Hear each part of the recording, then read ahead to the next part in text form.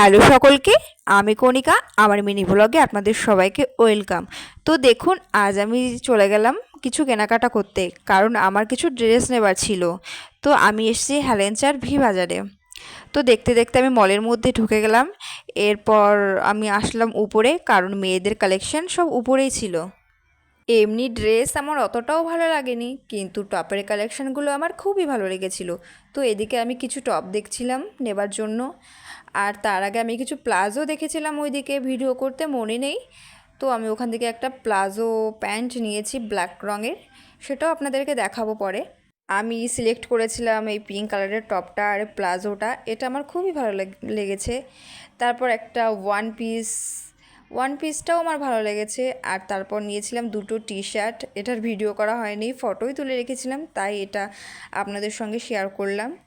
তো যাই হোক, যে কটা ড্রেস আমি দেখালাম সব কটা ড্রেসই আমি নিয়ে নিয়েছিলাম, আর অন্য ড্রেসগুলো আমার অতটাও ভালো লাগেনি।